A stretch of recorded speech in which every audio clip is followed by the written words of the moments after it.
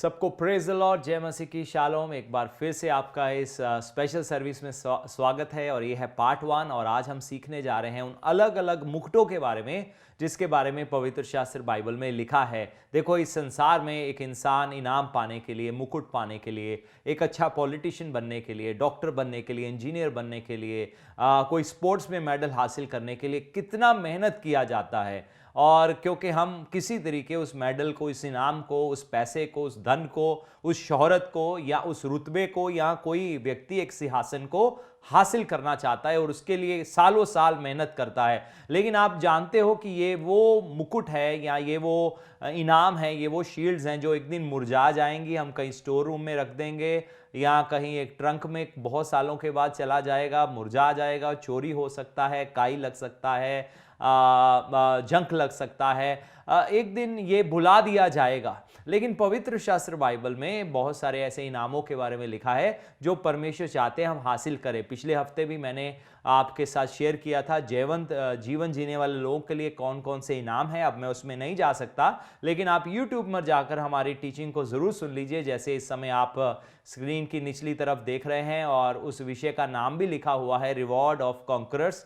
तो अगर आप ये टाइप करेंगे हमारे हाउस चर्च चैनल में जाकर, आपको पता लग जाएंगे। कृपया इसको जानिए, ये बहुत महत्वपूर्ण है। लोग अक्सर ज़्यादा शिक्षा वो सुनते हैं जिसमें उनको बताया जाता है संसार में हम कामयाब कैसे होंगे। बेशक हमें संसार में कामयाब होना है, हमें ऐसी शिक्षा को सुनना है, लेकिन इससे बढ़कर हमें कुछ अनंत काल के लिए भी हासिल करना है। देखो, सबसे कीमती चीज जो आज हमारे पास हमारी जिंदगियों में है वो है हमेशा की जिंदगी जो हमें मिली है। और उसके बाद है इनामों की बात आती है, हमारे कामों की बात आती है, हमारे फलवंत होने की बात आती है। जो महत्वपूर्ण है, एक है इस संसार में फलवंत होना और एक है स्वर्ग राज्य में जाकर परमेश्वर से इनाम पाना जो हमेशा के लिए हमारे पास बना रहेगा। तो इस संसार की कामयाबियों से बढ़कर वो कामयाबी है जो परमेश्वर चाहते हैं हम पाएं। जैसे प्रभु यीशु मसीह ने कहा, अपना धन इस पृथ्वी के ऊपर इकट्ठा ना करो जहां कीड़ा लग जाता है, काई लग जाता है, चोरी हो जाता है, लेकिन स्वर्ग में अपने धन को इकट्ठा करो।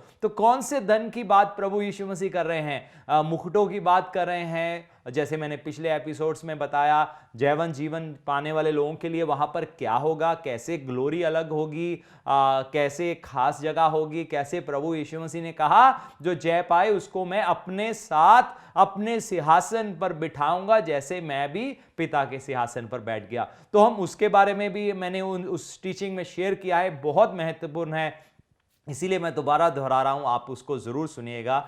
तो हमारे लिए बहुत महत्वपूर्ण है हम इस बात को समझें कि स्वर्ग में परमेश्वर ने अपने लोगों के लिए बहुत इनाम भी रखे हुए हैं और वो चाहते हैं हम उसको हासिल करें। वो पिता चाहते हैं कि हम उसको हासिल करें, क्यों वो लोग जो योग्य हैं उसके उनको वो मिलेगा। जैसे बाइबल में लिखा है, प्रभु यीशु मसीह जो परमेश्वर है, जो सृष्टि करता है, जिसने इस दुनिया को बनाया, वो मनुष्य बन गया, दास का रूप धारण किया, अपने आप को शून्य किया, आज्ञाकारी रहा, क्रूस की मृत्यु को भी सह लिया और उसको वो नाम दिया गया जो सब नामों से ऊंचा है। हालेलुया। सो हम देखते हैं कैसे प्रभु यीशु मसीह को भी एक इनाम मिला। ऐसे ही प्रभु की कलीसिया के लिए भी, प्रभु के लोगों के लिए भी, प्रभु की देह के लिए भी, उनके बदन के लिए भी बहुत सारे इनाम हैं जिनके बारे में पवित्र शास्त्र बाइबल में लिखा है और हमें उनको हासिल करना है। पौलुस भी कहता है, दौड़ ऐसे दौड़ो, इनाम जीत लो, क्योंकि संसार का इनाम मुरझा जाएगा, चोरी हो जाएगा, काई लग जाएगा, लेकिन वहां पर इनाम जो है वो हमेशा के लिए बना रहेगा। जब हम पवित्र शास्त्र बाइबल में पढ़ते हैं, यहां पर 5 अलग अलग मुकुटों के बारे में लिखा है और आपको मैं 2 भागों में इसके बारे में बताऊंगा, पार्ट 1 और पार्ट 2। सो इसलिए आप पार्ट 2 भी जरूर सुनना। तो जो पहला इनाम जिसके बारे में पवित्र शास्त्र बाइबल में जिसके बारे में मैं जिक्र करूंगा वो है इम्पेरिशेबल क्राउन। ऐसा मुकुट जो मुरझाने का नहीं है, जिसके बारे में इस समय जैसे आप स्क्रीन पर देख रहे हैं और इसके बारे में लिखा है पहला कुरिन्थियों 9वां अध्याय 24 से लेकर 27 आयत, क्या तुम नहीं जानते कि दौड़ में तो दौड़ते सभी हैं परंतु इनाम एक ही ले जाता है। तुम वैसे ही दौड़ो कि जीतो। हर एक पहलवान सब प्रकार का संयम करता है। संयम पर गौर कीजिए, हर पहलवान सब प्रकार का संयम करता है। तो यहां पर पहलवान सब प्रकार का संयम करता है, यानी कि एक व्यक्ति जो कुश्ती लड़ता है या एक व्यक्ति जो बॉडी बिल्डर है, वो अपनी डाइट का ध्यान रखते हैं, कितना कैलोरी लेना है, कितना कैलोरी नहीं लेना, कितना मीठा खाना है, कितना नहीं खाना। और चाहे कोई भी स्पोर्ट्स, किसी भी तरह का स्पोर्ट्स हो, उनको बताया जाता है कौन सी डाइट तुम्हारे लिए अच्छी है, कौन सी डाइट तुम्हारे लिए अच्छी नहीं है, और उनको संयम रखना पड़ता है। उनको संयम रखना पड़ता है, क्योंकि वो जानते हैं कि वो एक बहुत सीरियस वर्क में है और कुछ चीजें उनको सूट नहीं करती, या कुछ चीजें उनके एथलेटिक्स के लिए, उनकी गेम के लिए अच्छी नहीं है। इस कारण से उनको बहुत सारी चीजों को मना करना पड़ता है, बहुत सारी चीजों को खाने से डिनाई करना पड़ता है, बहुत सारी चीजों में जाने से मना करना पड़ता है। तो इसलिए जो पहलवान है वो क्या करता है, उसको हर प्रकार का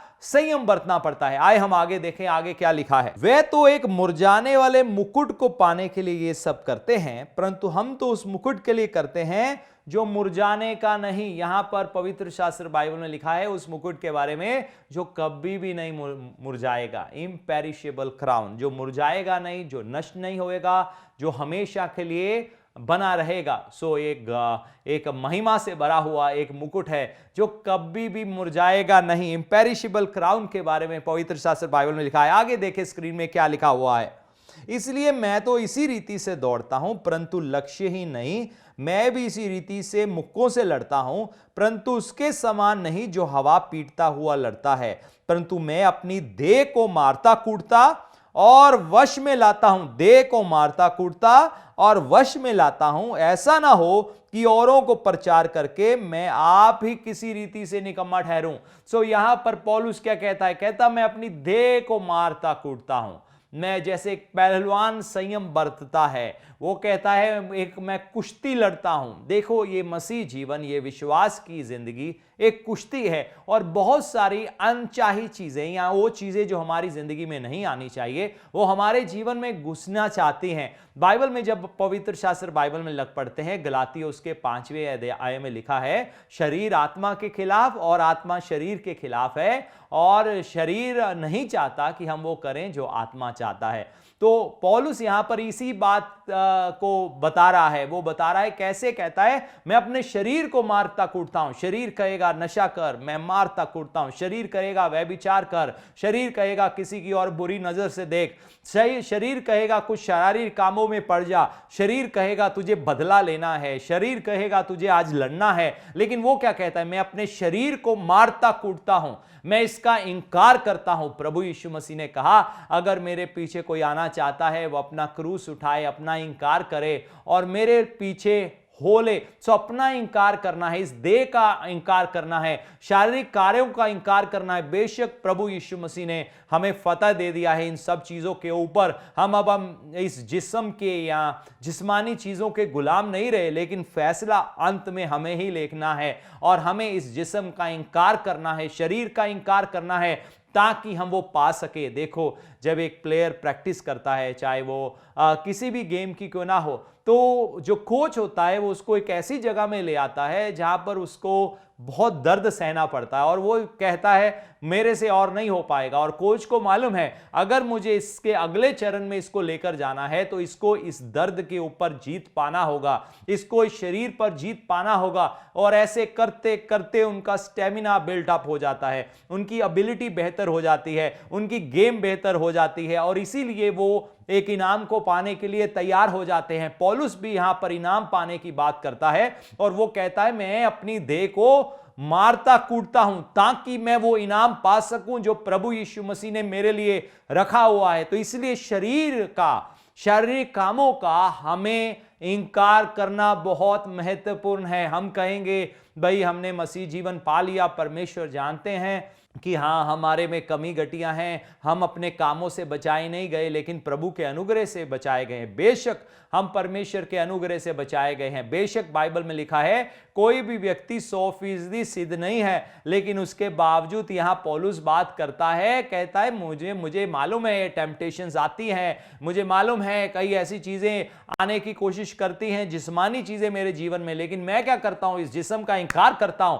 मैं कहता हूं ये काम नहीं करना, ये कार्य कार्य नहीं करना, मुझे आज चिल्लाना नहीं, मुझे आज गाली नहीं देना, मुझे बुरा नहीं करना, मुझे बुराई के बदले अच्छाई ही करना है, मुझे श्राप के बदले आशीष ही देना है। तो वो कहता है मैं अपने आप का इंकार करता हूं, मैं अपने शरीर को मारता कूटता हूं ताकि उस इनाम को हासिल कर सकूं जो मुरझाने का नहीं, इम्पेरिशेबल क्राउन। सो पहला जो मुकुट है वो उन लोगों के लिए है जिन्होंने शरीर को मारा कूटा है, उन लोगों के लिए है जिन्होंने विजय पाया है, उन लोगों के लिए है जिन्होंने अपना शारीरिक महत्वाकांक्षाओं का इंकार करते हुए आत्मा के अनुसार चलने का फैसला किया है। ये उन लोगों के लिए है जिन्होंने परमेश्वर के अनुग्रह को हल्के में नहीं लिया।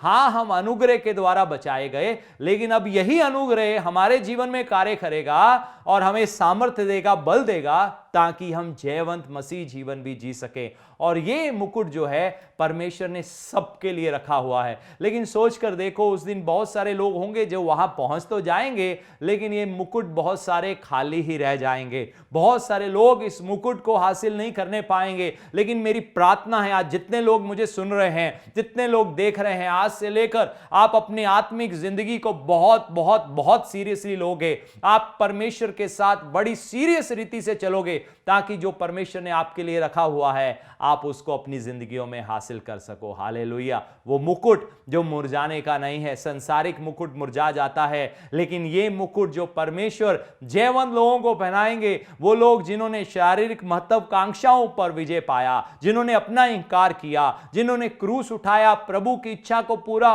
करने के लिए निकल पड़े, उनके लिए ये मुकुट तैयार है। हालेलुया। दूसरा मुकुट जिसके बारे में हम बाइबल में पढ़ते हैं उसके कहते हैं क्राउन ऑफ लाइफ, जीवन का मुकुट, जिसके बारे में आप स्क्रीन पर देख रहे हैं। बाइबल में लिखा है प्रकाशित वाक्य 2 अध्याय 10वीं आयत में, जिसके बारे में लिखा है, यहां लिखा है, जो दुख तुझे झेलने होंगे उनसे मत डर, क्योंकि देखो शैतान तुम में से कुछ को जेल खाने में डालने पर है, ताकि तुम परखे जाओ, और तुम्हें 10 दिन तक क्लेश उठाना होगा। प्राण देने तक विश्वास योग्य रहो तो मैं तुम्हें जीवन का मुकुट दूंगा। रेवलेशन चैप्टर 2 वर्स 10 में इसके बारे में लिखा है। तो एक बार फिर से मैं चाहता हूं हम स्क्रीन की ओर गौर करेंगे। जो दुख तुझे झेलने होंगे उनसे मत डर। तो यहां पर क्या लिखा है? प्रभु के नाम की खातिर दुख झेलने होंगे।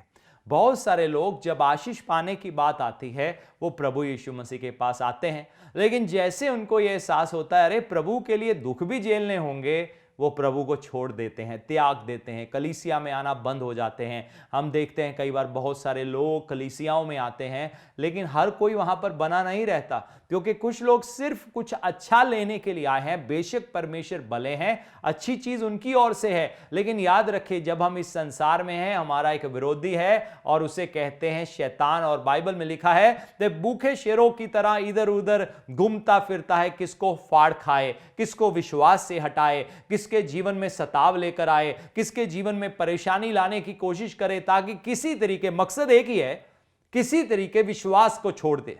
तो वो चाहता है लोग विश्वास को छोड़ दे, क्योंकि वो नहीं चाहता हम हमेशा के जीवन को पा सके, और हमेशा के जीवन को हमें पाना है और जीवन के मुकुट को भी पाना है। जीवन के मुकुट को पाना है। वो लोग जो प्रभु यीशु मसीह के लिए दुख सहे, वो लोग जो प्रभु की सेवा करने के लिए, प्रभु के कार्य करने के लिए, प्रभु के नाम के गवाह बनने के लिए दुखों को उठाते रहे और दुखों में कमजोर नहीं पड़े, उनके लिए ये जीवन का मुकुट है। हालेलुया। सिर्फ इतना ही नहीं कि हमें अनंत जीवन पाना है, अनंत जीवन तो पाना ही है। अनंत जीवन हमने यीशु मसीह को, जिस दिन हम एक व्यक्ति अपना जीवन प्रभु यीशु मसीह को दे देता है, अनंत जीवन की शुरुआत हो जाती है। लेकिन इतना ही नहीं कि हमें उसमें अब विश्वास योग्य बने रहना इस संसार में रहते हुए, लेकिन जिंदगी ऐसे जीना है कि हम वो जीवन के मुकुट को भी पा सके। और जैसे हम पढ़ रहे हैं, दोबारा देखेंगे ये किन लोगों के लिए। प्रकाशित वाक्य 2:10 में लिखा है, जिन्होंने दुख झेला, शैतान के द्वारा सताए गए, कलेश उठाया, लेकिन प्राण देने तक विश्वास योग्य रहे। प्राण देने तक, यानी कि प्रभु यीशु मसीह के लिए दुख उठाने के लिए से डरे नहीं। तो ये दूसरा मुकुट है जो विश्वास योग्य लोगों के लिए। पहला कौन सा था? जो मुरझाने का नहीं। वो किन लोगों के लिए है? जिन्होंने शारीरिक महत्वाकांक्षाओं के ऊपर विजय पाया, अपना इनकार किया, शारीरिक देह को मारा कूटा और परमेश्वर के वचन के मुताबिक या आत्मा की अगुवाई में चलते रहे, जिन्होंने परमेश्वर की आत्मा को शोकित नहीं किया। बाइबल में लिखा है आत्मा को शोकित ना करो। क्या आपने कभी किसी व्यक्ति को शोक में देखा है? मैंने कई बार ऐसे लोगों से मिला हूं जिनके घर में किसी का देहांत हो गया, तो कुछ तो वो शोक होता है जो हम अक्सर शुरुआती दिनों में देखते हैं, लेकिन कई लोग ऐसे होते हैं जो एक बड़े लंबे समय तक एक शोक में रहते हैं। आप उनका चेहरा देखोगे, उनके ऊपर उदासी देखोगे। तो पवित्र शास्त्र बाइबल में ऐसा लिखा है कि पवित्र आत्मा को हल्के में ना लेने के बारे में लिखा है। हम नहीं चाहते परमेश्वर का आत्मा किसी तरीके भी हमारे कारण शोकित हो। तो हमारी जिंदगी ऐसी होनी चाहिए कि पवित्र आत्मा शोकित नहीं होना चाहिए। तो पहला मुकुट किन लोगों के लिए? जिन्होंने पवित्र आत्मा को शोकित नहीं किया, अपना इंकार किया, सेल्फ डिनाइल किया, अपनी देह को मारा कूटा, ताकि वो इस इनाम को हासिल कर सके जो परमेश्वर ने उनके लिए रखा है, जो कि मुरझाने का नहीं है। जो स्पोर्ट्स प्लेयर्स हैं जितने भी हैं, वो भी अपनी देहों को मारते कूटते हैं, यानी कि दर्द का, तकलीफ का, थकावट का इंकार करते हुए आगे बढ़ते हैं ताकि उनको इनाम मिल सके। उसी प्रकार से हमें शारीरिक कार्यों का इंकार करना है ताकि हम उस इनाम को हासिल कर सके। और दूसरा जो मैंने आपको बताया, जीवन का मुकुट, जो उन लोगों को मिलेगा जो प्रभु यीशु मसीह के लिए खुशी खुशी दुख उठाएंगे, तकलीफ उठाएंगे, दूसरा मील जाने के लिए तैयार होंगे, ताकि वो परमेश्वर पिता की इच्छा अपनी जिंदगियों में पूरी कर सके। और अगर दुख भी आ जाए, तकलीफ भी आ जाए, परेशानी भी आ जाए, विरोध भी हो जाए, उसके बावजूद वो लोग प्रभु को थामे रखेंगे, उनको बाइबल में लिखा है जीवन का मुकुट मिलेगा। सो कोई पूछेगा हम ये मुकुट पाकर क्या करना है? मैं आपको बताता हूं मुकुट क्यों पाना है। मुकुट क्यों पाना है? सो वो इसलिए नहीं है दूसरों को दिखाने के लिए स्वर्ग में देखो तुम नीचे रह गए, मैं तुमसे आगे कितना आगे बढ़ गया।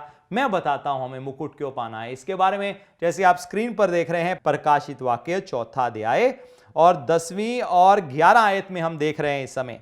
तब 2400 प्राचीन सिंहासन पर बैठने वालों के सामने गिर पड़ेंगे और उसे जो युगा युग जीवता है प्रणाम करेंगे और अपने मुकुट सिंहासन के सामने ये कहते हुए डाल देंगे कि हे हमारे प्रभु और परमेश्वर, तू ही महिमा, आदर, सामर्थ्य के योग्य है, क्योंकि तू ही ने सब वस्तुएं सिरजी और वे तेरी ही इच्छा से थी और सिरजी गई।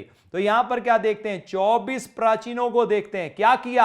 अपना मुकुट प्रभु यीशु मसीह के सामने रख दिया, उनके कदमों में, उनके चरणों में उन्होंने अपने मुकुट को रख दिया। वो गिर पड़े और बाइबल में लिखा है, जैसे आप स्क्रीन पर देख रहे हैं, और अपने अपने मुकुट सिंहासन के सामने डाल दिए।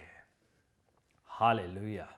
अपने अपने मुकुट सिंहासन के सामने जब हम प्रभु की आराधना करेंगे, हमारे पास मुकुट होगा और हम क्या करेंगे? हम मुकुट को उतार कर प्रभु के सिंहासन के सामने डाल देंगे, प्रभु को कहते हुए, प्रभु सारा आदर आपका है, सारा महिमा आपका है, आपने हमें हमेशा का जीवन दिया, आपने हमें आत्मा का सामर्थ दिया, हम धन्यवाद करते हैं। हम जो भी कर पाए ये सब आपके कारण है और आप ही के लिए है। सो हमें वो मुकुट को पाना है और एक दिन इस मुकुट को प्रभु यीशु मसीह के चरणों में, उनके सिंहासन के सामने रख देना है और उनके सामने दंडवत करना है। देखो वो कितना खूबसूरत नज़ारा होगा जो परमेश्वर के दास यूहन्ना ने प्रकाशित वाक्य में जिसका जिक्र किया, और वो उसके बारे में बात कर रहा है। 24 प्राचीन क्या हुआ? दंडवत किया और अपने मुकुट को उसके सिंहासन के सामने रख दिया। क्या आप ये चाहत रखते हो कि एक दिन जब आप भी स्वर्ग में होगे, प्रभु की आराधना करोगे, खाली हाथ नहीं करोगे?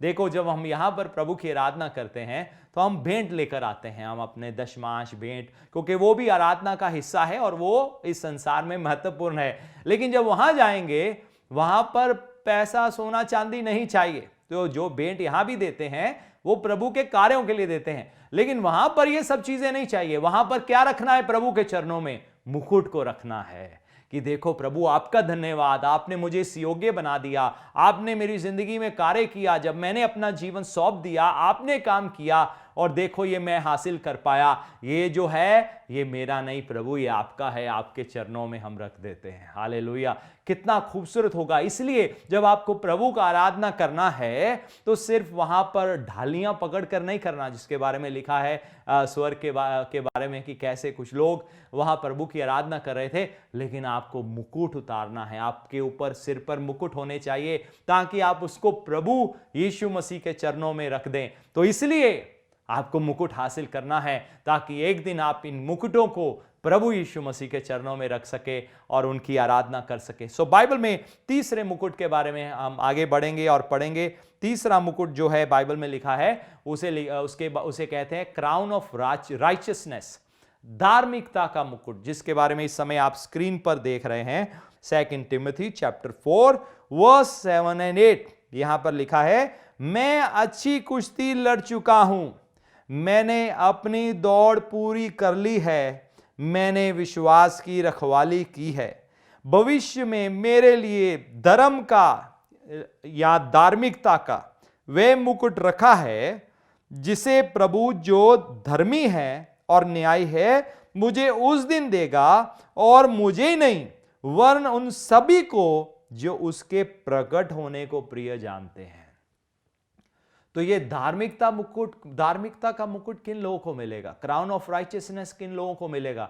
जो उसके आगमन का इंतजार करते हैं, जो उसके आने की बाट जोते हैं। प्रभु यीशु मसीह आप कब आओगे, मुझे आपका इंतजार है। आज हम देखते हैं बहुत सारे लोग, हम जानते हैं कोरोना वायरस फैल रहा है, बहुत सारे लोग इंतजार कर रहे हैं वैक्सीन कब आएगी या ये कोरोना कब खत्म होगा। लोग इंतजार कर रहे हैं, रोज न्यूज देखते हैं, न्यूज सुनते हैं, मेडिसिन के बारे में पढ़ते हैं। क्या कोई देश है जो कोरोना की कोई दवाई निकाल चुका है ताकि हमें आजादी मिल सके? लेकिन अगर हमारे लिए कितना महत्वपूर्ण है इससे बढ़कर प्रभु यीशु मसीह के आगमन का इंतजार करना। बाइबल में लिखा है ये आज जो घटनाएं देख रहे हैं, एक घटना होगी, खत्म हो जाएगी, नई घटना सामने आ जाएगी, क्योंकि ये अंत के दिनों में ऐसा होगा। बाइबल में लिखा है अंत के दिनों में कलेश होगा, अंत के दिनों में दुख आएंगे, अंत के दिनों में तकलीफें आएंगी, बाढ़, भूचाल, बीमारियां, रोग, ये आते जाते रहेंगे। तो हम इनके आने या जाने का इंतजार ना करें, हम प्रभु यीशु मसीह के आगमन का इंतजार करें, हम प्रभु यीशु मसीह के आने की तैयारी करें। तो ये मुकुट जो क्राउन ऑफ राइचियसनेस है या धार्मिकता का जो मुकुट है, ये किन लोगों को मिलेगा? ये उन लोगों को मिलेगा जो प्रभु के आने की बाट जो रहे हैं, प्रभु यीशु मसीह के आने का इंतजार कर रहे हैं। प्रभु आप कब आओगे और कब हम बादलों में उठाए जाएंगे ताकि हमेशा के लिए हम आपके साथ रह सके। हर कोई इस इंतजार में नहीं है, हर कोई इस इंतजार में नहीं है। आज हम देखते हैं इस दुनिया में दौड़ लगी हुई है, हर कोई बड़ी बड़ी चीजों को अचीव करना चाहता है। अच्छा है, अच्छे अच्छे अचीवमेंट्स करे, प्रभु आपको आशीष दे, लेकिन इससे बढ़कर प्रभु यीशु मसीह के आगमन की चाहत में जिए, क्योंकि जब आप उस चाहत में जिएंगे तो आप उसी के मुताबिक तैयारी करेंगे। फिर आप अपने धन को स्वर्ग में इकट्ठा करेंगे ये सोचते हुए कि एक दिन प्रभु यीशु मसीह आएंगे और मुझे वहां पर अपने साथ ले जाएंगे। तो ये यहां पर ये धार्मिकता का मुकुट किन लोगों को मिलेगा? जो प्रभु की आने का इंतजार करते हैं, दूसरे शब्दों में जो प्रभु से बहुत प्यार करते हैं, जो प्रभु से बहुत प्यार करते हैं। वो कहते हैं प्रभु मैं जानता हूं कि आप मेरे दिल में हो, आप हमेशा मेरे साथ हो, मैं और आप एक आत्मा है, लेकिन मुझे आपसे बहुत प्रेम है, मुझे आपके आगमन का भी इंतजार है, क्योंकि एक दिन ताकि मैं आपके स्वर्ग राज्य में आपके साथ रह सकूं और वहां आपकी आराधना कर सकूं और वो जो मुकुट मैंने हासिल किए हैं उनको आपके चरणों में रख सकूं।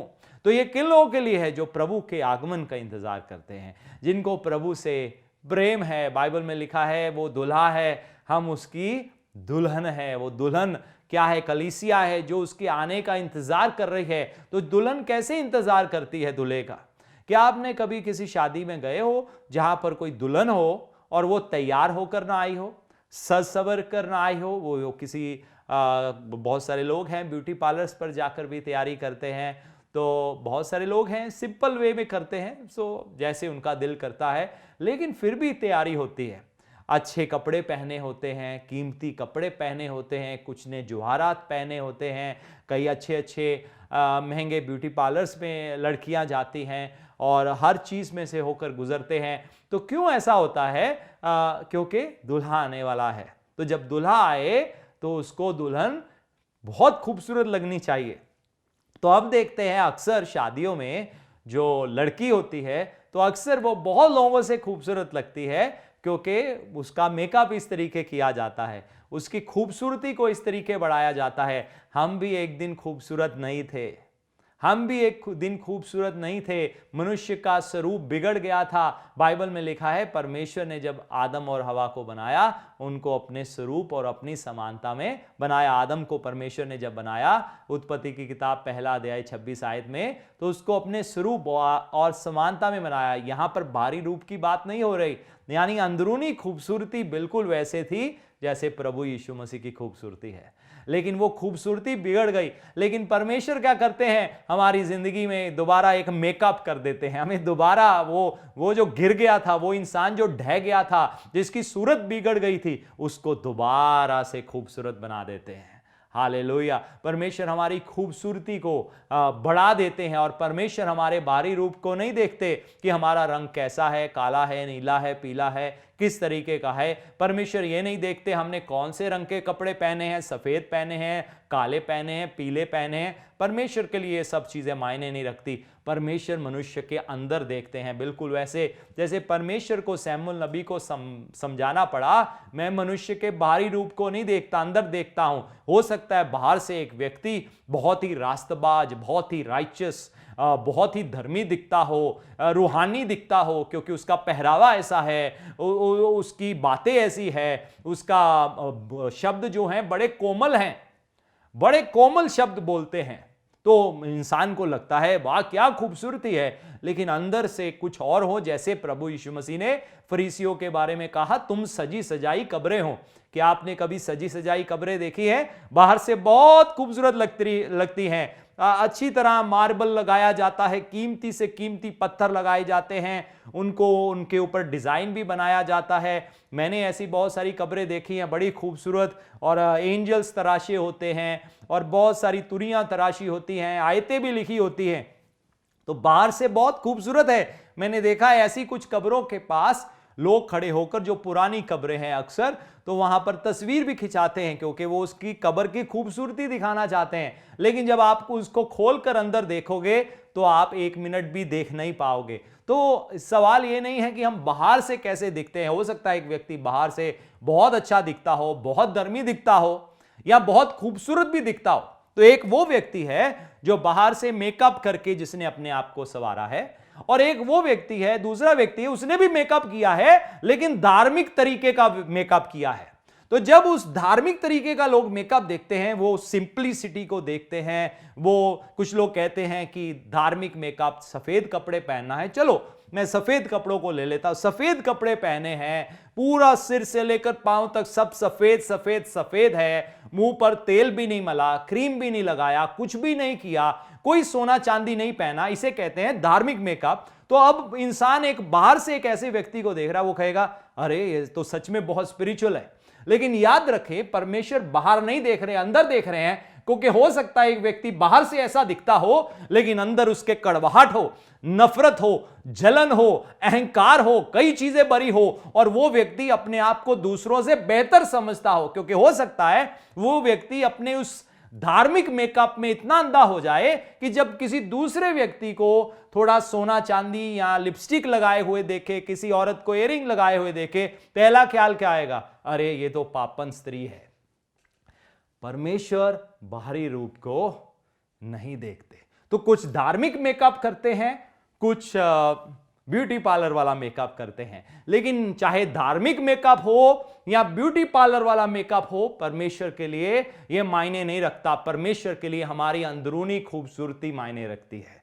तो हम देखते हैं जब एक अक्सर शादी होती है, दुल्हन कितना सज सवर के आती है, कितना सज सवर के दुल्हन को लाया जाता है। एस्थर के बारे में हम बाइबल में पढ़ते हैं, कैसे एक बहुत लंबा टाइम उसको तेल मले गए और जो भी था, तो आज के शब्दों में उसे क्रीम कहते हैं, तो क्रीम भी तेलों से ही बनती है। तो कैसे सेंट्स उसके ऊपर लगाए गए, खुशबू लगाई गई ताकि एक दिन वो राजा की रानी बन सके और उसके सामने खड़े होने लायक बन जाए। ऐसे ही कोई स्त्री राजा के सामने नहीं जा सकती थी, उनको एक तैयारी के दौर में से गुजारा जाता था। उनको बताया जाता था जब राजा के सामने जाना है क्या लेकर जाना है, कैसे उसके सामने खड़े होना है, कैसे सज संवर कर जाना है, कौन से चीजें राजा को पसंद है, कैसे वस्त्र पसंद है। हमारे राजा को भी कुछ चीजें पसंद है, उसको भी कुछ खास तरीके के वस्त्र पसंद है। और मालूम है वो वस्त्र कौन से हैं? वो धार्मिकता का झिलम है, वो धार्मिकता का वो चोगा है जो हमें पहना दिया जाता है जब प्रभु यीशु मसीह को हम अपना जीवन दे देते हैं। उनका लहू हमें धोकर शुद्ध कर देता है।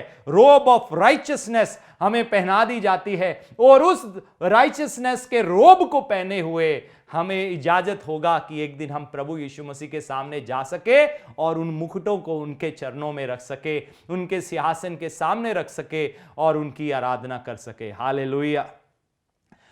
तो मेरा सवाल यह है, क्या आप प्रभु यीशु मसीह के इंतजार में हैं?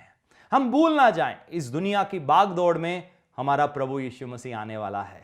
बाइबल में लिखा है तुरी बजेगी, जो प्रभु में होकर सोए हैं पहले वो जाग उठेंगे और हम उसके साथ जो लोग जीवित हैं हम भी प्रभु के साथ उठाए जाएंगे। और उसके बाद बाइबल में 7 साल के सताव के बारे में लिखा है। तो अगर आप ये शिक्षा को सुनना चाहते हैं, मैंने कुछ महीनों पहले ये शिक्षा दी थी और जैसे आप इस समय स्क्रीन पर देख रहे हैं 3-4 नाम लिखे हुए हैं। ट्रिबुलेशन के बारे में लिखा हुआ है, वो 7 साल का समय, मिलेनियम पीरियड जो प्रभु यीशु मसीह का 1000 साल का राज्य होगा वो उसके बारे में लिखा हुआ है। तो आप इस समय जो नीचे देख रहे हैं मिलेनियम किंगडम के बारे में लिखा हुआ है। बहुत सारे लोगों के अंदर सवाल है प्रभु यीशु मसीह कब आएंगे? वो 7 साल के सताव के बाद आएंगे, बीच में आएंगे या पहले आएंगे? इसकी शिक्षा भी मैंने दी हुई है। तो कृपया समय निकालकर हमारे YouTube चैनल को विजिट करें और इन शिक्षाओं को सुने। ये बहुत बहुत बहुत महत्वपूर्ण है और आपके दिल में प्रभु यीशु मसीह के लिए उनके आगमन की, उनके इंतजार की और ज्यादा चाहत बढ़ जाएगी। और उस 1000 साल के बारे में भी जरूर सीखिए जिसके बारे में मैंने इन शिक्षाओं में बताया है। तो ये नोट कर लीजिए, इस समय जो आप स्क्रीन पर जिन नामों को देख रहे हैं 3-4 शिक्षाएं हैं जिनके बारे में आप स्क्रीन पर पढ़ रहे हैं। आप अगर मोबाइल पर देख रहे हैं स्क्रीनशॉट ले सकते हैं, लेकिन इन 3-4 शिक्षाओं में से होकर आपको गुजरना है। ये हर विश्वासी के लिए सबसे सबसे सबसे महत्वपूर्ण शिक्षाएं हैं। बाइबल में लिखा है प्रकाशित वाक्य पढ़ने वाला आशीष पाता है, ब्लेसेड है वो। तो प्रकाशित वाक्य में से ही आयतें इसमें से बताई गई हैं और इसमें से आपको इन विषयों के बारे में समझाया गया है ताकि आपके अंदर किसी प्रकार की कंफ्यूजन ना रहे और आपको मालूम हो प्रभु आज भी आ सकते हैं। हमें मसीह विरोधी के जाहिर होने का इंतजार करने की जरूरत नहीं है। प्रभु किसी भी पल आ सकते हैं, आज भी आ सकते हैं, कल भी आ सकते हैं। उस घड़ी के बारे में बाइबल में लिखा है किसी को नहीं पता। उसमें मैंने बहुत सारी चीजों को डिफरेंशिएट किया है। एक प्रभु का वो आगमन है जो ऊपर होगा और हम उठाए जाएंगे, एक प्रभु का वो आगमन होगा जब प्रभु इस जमीन पर उतरेंगे। तो इसका डिफरेंस क्या है? तो बहुत सारी कंफ्यूजन्स जो प्रभु यीशु मसीह के आगमन को लेकर है उसमें मैंने शिक्षा में समझाया हुआ है। तो इसलिए एक बार फिर से कह रहा हूं, स्क्रीनशॉट ले लीजिए, आप नाम को देख रहे हैं ताकि आप इन शिक्षाओं को समय निकालकर कृपया सुनिए, इसके बारे में स्टडी कीजिए, आपको बहुतायत से आशीष मिलेगा। हालेलुया। तो ये था तीसरा मुकुट। कौन सा मुकुट? धार्मिकता का मुकुट। किन लोगों को मिलेगा? जो इनको प्रभु के आने का इंतजार है। हालेलुया। आए हम प्रभु के इंतजार में जिए, प्रभु के इंतजार में आगे बढ़े, अपने जीवन को हर समय ऐसे सोचकर जिए प्रभु किसी भी पल आ सकते हैं। हमेशा सजे रहें, सवरे रहें। तो यहां पर मैं बाहरी सजावट की बात नहीं कर रहा, मैंने 2 सजावट बोली, एक है ब्यूटी पार्लर वाली सजावट और एक है धार्मिक सजावट। मैं इन दोनों सजावट की बात नहीं कर रहा, मैं अंदरूनी सजावट की बात कर रहा हूं। मैं आत्मा के अनुसार चलने की बात कर रहा हूं। हो सकता है एक व्यक्ति बाहर से बहुत धार्मिक दिखता हो लेकिन अंदर प्रेम ना हो, उसके अंदर धीरज ना हो, उसके अंदर संयम ना हो, उसके अंदर भलाई ना हो, उसके अंदर कृपा ना हो, जो बाइबल में लिखा है आत्मा के फल के बारे में। तो मैं उसकी बात करता हूं। बाइबल में लिखा है एक वृक्ष अपने फलों से जाना जाता है। याद है प्रभु यीशु मसीह को एक बार भी भूख लगी और एक वृक्ष के पास गए और बाइबल में लिखा है उस पर पत्ते थे लेकिन खाने को कुछ नहीं था। अंजीर के उस पेड़ के पास गए, फिग ट्री के पास गए तो पत्ते तो थे लेकिन खाने को कुछ नहीं था, कोई फल नहीं था। यानी कि दूर से देखा तो बहुत हरा भरा है, पास गए तो कोई फल नहीं है। तो दूर से हो सकता है कोई व्यक्ति बहुत धार्मिक दिखे, यहां आउटर मेकअप किया हुआ है, सब कुछ सजावट किया हुआ है, लेकिन अंदर प्रभु को खूबसूरती दिखाई नहीं देता, पवित्रता दिखाई नहीं देती, प्रेम दिखाई नहीं देता, धीरज दिखाई नहीं देता, सच्चाई दिखाई नहीं देती, विश्वास योग्यता दिखाई नहीं देती। इसलिए हमें अंदरूनी इंसान को संवारना है। याद है जब शमूएल यिशै के घर में गया और यिशै के बेटों में से एक को अभिषेक करने के लिए, तो जब सबसे पहला आया, ऊंचा लंबा चौड़ा और क्वालिफाइड व्यक्ति था, यानी कि वो पहले ही एक सैनिक था शाऊल की सेना में। तो जब शमूएल ने उसको देखा उसने कहा यही होगा, लेकिन प्रभु ने कहा मैं मनुष्य के बाहरी रूप को नहीं देखता। लेकिन जब दाऊद को बुलाया गया, दाऊद किसी भी तरफ से सैनिक नहीं दिखता था, लेकिन परमेश्वर ने कहा मुझे एक ऐसा व्यक्ति मिल गया है जो मेरे हृदय के अनुसार है। हालेलुया। उसको अस्त्र शस्त्र चलाने नहीं आते थे, उसको तलवार चलाने नहीं आती थी, लेकिन उसका हृदय परमेश्वर के राज्य के लिए था। ये देखते हैं परमेश्वर। तो इसलिए आप भी कहीं शमूएल नबी वाली गलती मत कर बैठना। मनुष्य के बाहरी रूप को ना देखो, उसके कामों को देखो, उसके कार्य को देखो, उसके अंदर प्रेम को देखो, धीरज को देखो, शांति को देखो, कृपा को देखो, परमेश्वर के राज्य के लिए जलन को देखो। ऐसे ही हम किसी को डाउन करके देखना शुरू ना हो जाए। ख्याल रखना इस बात का। प्रभु आपको आशीष दे। कि आए प्रार्थना करें। पिता मैं धन्यवाद करता हूं आज के वचन के लिए। मेरी प्रार्थना है आपके लोगों के लिए, ये जो मुकुट आपने अपने लोगों के लिए, अपने बच्चों के लिए रखे हैं, यीशु मसीह के नाम से होने दें। ये सब इसको हासिल कर पाएंगे, आपका अनुग्रह इनके लिए काफी है। पिता संभाल कर रखे, बचा कर रखे, इनको बढ़ाएं, चलाएं, सिखाएं, विश्वास योग्यता में बढ़ते चले जाएं। यीशु मसीह के नाम में आमीन।